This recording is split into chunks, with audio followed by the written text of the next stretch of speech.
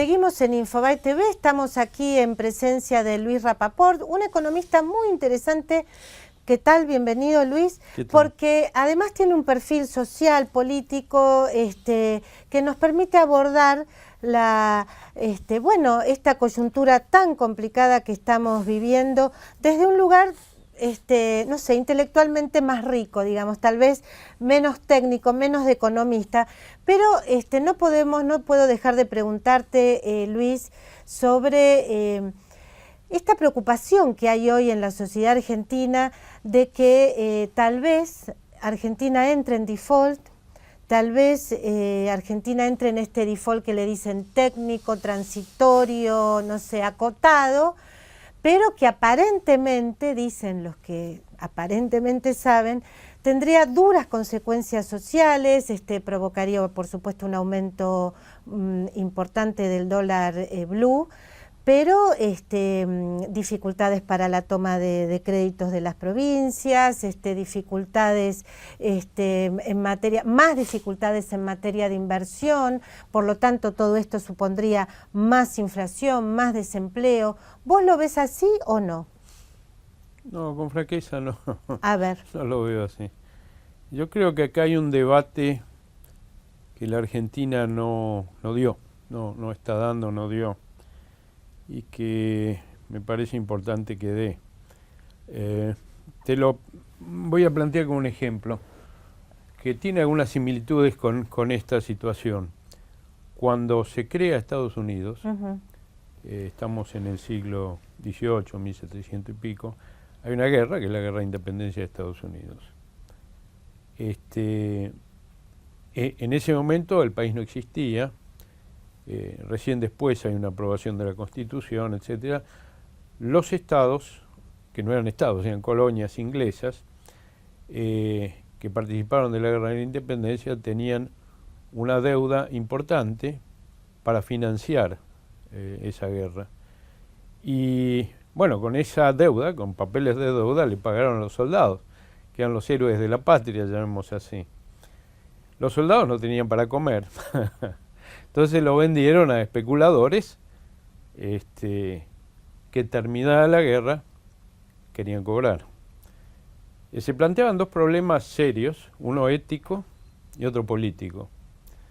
El ético era porque, bueno, había un debate, decían, uy, la pelota, le vamos a pagar a especuladores que han lucrado con los héroes de la patria. Así es.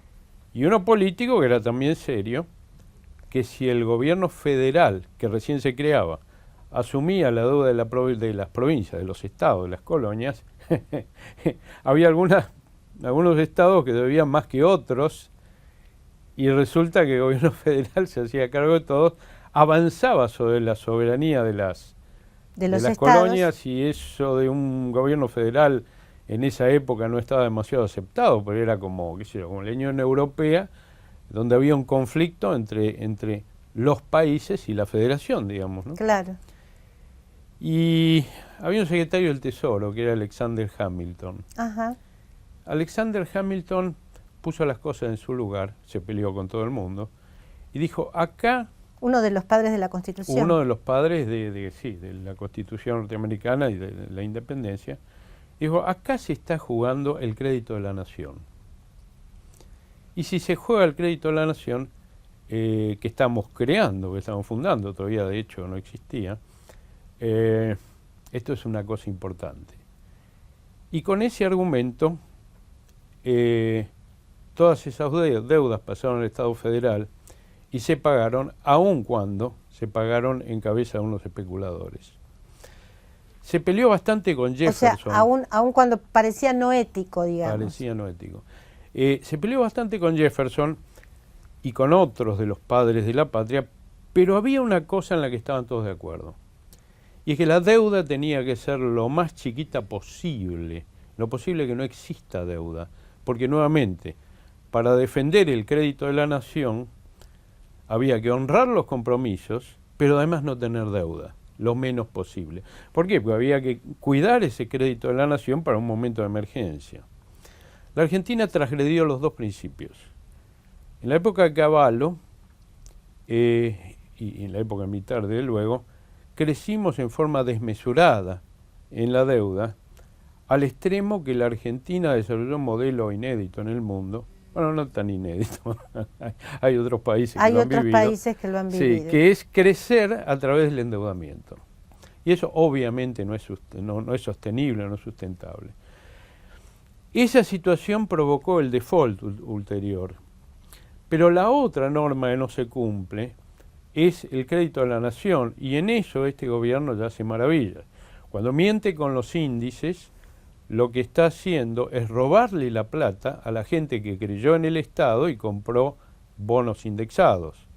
Cuando emite en forma alocada, está robándole a la gente porque el peso que vos, los 100 pesos que vos tenías hace 7, 8 años, valían algo y hoy día no valen nada, y así sucesivamente. Entonces, ese debate, que cuánto vale el crédito de la nación, y luego tener la deuda más chica posible y honrar esa deuda, yo creo que es un debate que tiene que darlo la Argentina.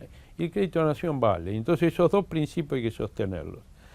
Vuelvo sobre la situación actual de los fondos. Claro, porque eso está claro, digamos, es un debate bueno que hay que dar, que hasta ahora la Argentina por alguna razón no ha dado, en estos 10 años tampoco lo ha dado, porque podría haber sido una buena oportunidad después del default del 2001 darlo, tampoco se dio. Pero mi pregunta es, si se diera el default técnico, limitado, transitorio, hasta el 31 de diciembre, qué sé yo, los argentinos, ¿sufrimos o no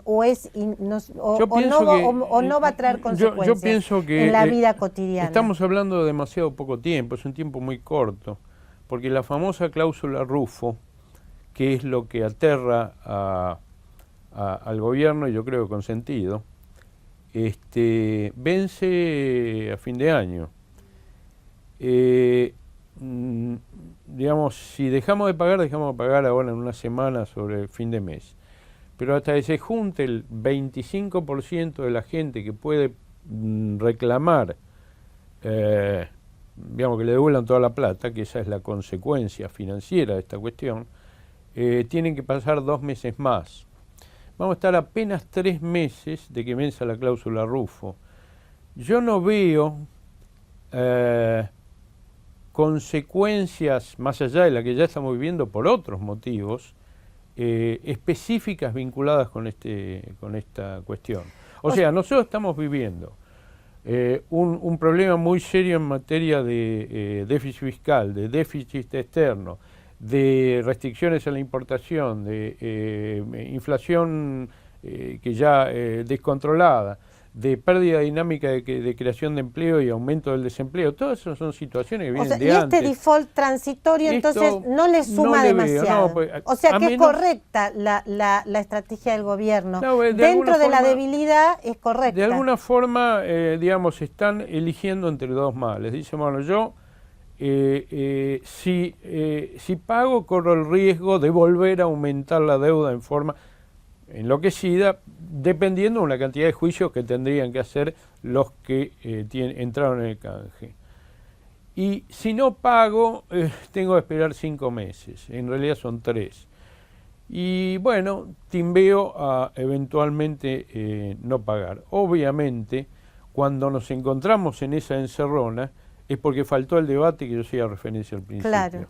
Pero no es que faltó ahora estamos pagando las consecuencias de un debate que no se dio y que se tenía guardado de la época de Cavallo. Entonces, por eso yo pongo el acento en este debate.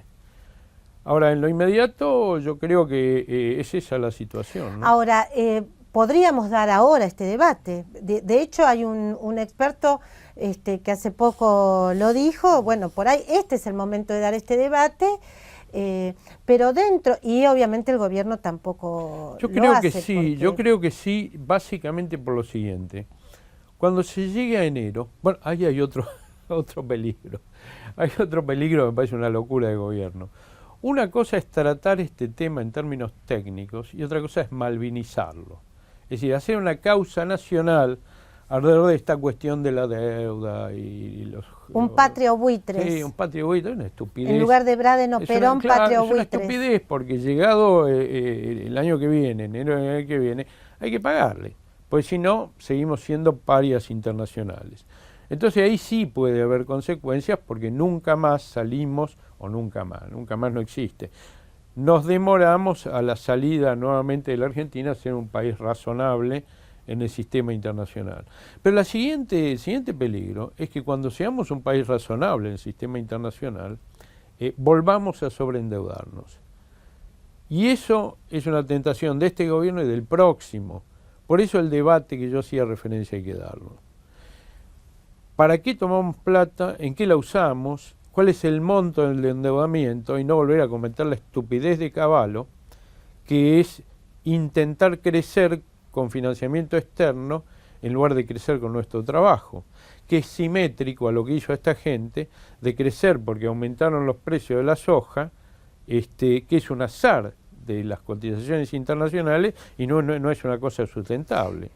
Bueno, es menos azar porque tiene que ver con una tendencia global, digamos, poblacional global, y tiene que ver con una generación digamos, con un desarrollo genuino, digamos. Es distinto a tomar deuda para crecer. Acá hay un desarrollo. Distinto, porque la pretensión era... Lo que está mal, me parece a mí, es que haya usado eso para, digamos, no para hacer más desarrollo sustentable, sino para, no sé, para hacer crecer el Estado, en fin. Sí, pero también es insustentable porque la hipótesis era de que eternamente va a subir el precio. Y eso no se sostiene. En algún momento los precios se estancan, bajan, pero no puede ser de que un precio suba eternamente. ¿Hasta cuándo va a crecer? No, bueno, de hecho ahora está bajando. No, y de hecho ahora está bajando.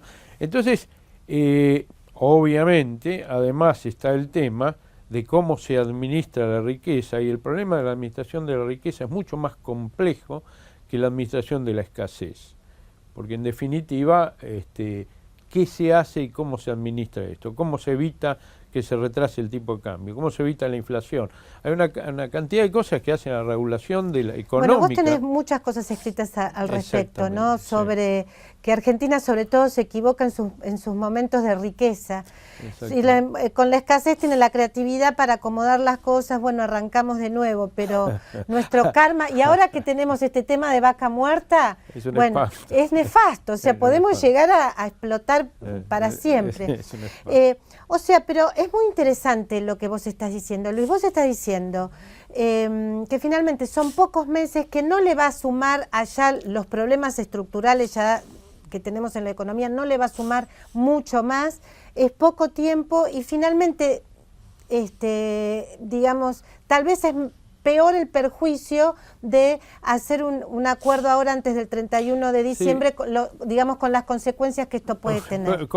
Hablé de malvinización, pero quiero recordarte lo que pasó con las Malvinas. A ver.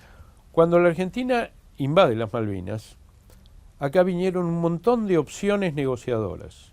Vino Alexander Haig, que era secretario de Estado de Estados Unidos, se negociaba a través de Estados Unidos con los ingleses, y había un montón de opciones.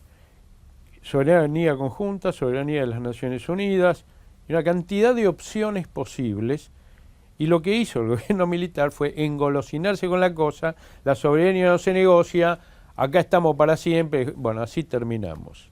Claro, porque, si este gobierno, porque mientras esas ofertas aparecían, esas negociaciones aparecían, el Galtieri le mejoraba la imagen. Este es el problema. O sea, que hay algo en la sociedad argentina que también acompaña esos procesos. Claro, ahora hay una leve aumento de imagen de Cristina. Sí, si el 1 de enero, bueno, por decir algo del año que viene, esta gente sigue engolosinada y dice... digamos, no negocio, sigo, esto es una causa nacional, y que eso estamos en una estupidez. Estamos en una estupidez. Si la gente va respaldando ahora, eso... Claro, ahora, de acá a diciembre, hay alguna racionalidad que tiene que ver con la cláusula Rufo. A partir de diciembre, vos perdiste un juicio, pagalo y terminá. Claro. Si no, las consecuencias sí son graves. Ahora este gobierno si le va bien hasta diciembre, en el sentido de que aumenta su imagen, ve que se va imponiendo esta racionalidad que hace un mes no estaba, Luis, porque hoy hay mucha gente que dice que es correcto lo que está haciendo dentro de la debilidad el gobierno. Hace, no un mes, hace una semana no se decía. Si finalmente esto le va bien, y yo no sé si no se termina con esa malvinización de la deuda. En ese caso vamos a volver a perder la guerra de las Malvinas. Bueno, Luis, has dado un final espectacular a esta nota. Vamos a seguir hablando bueno, de todo lo que viene. Vamos a ver qué pasa, vamos a ver qué hace el gobierno. Todo indicaría que vamos a entrar en este default.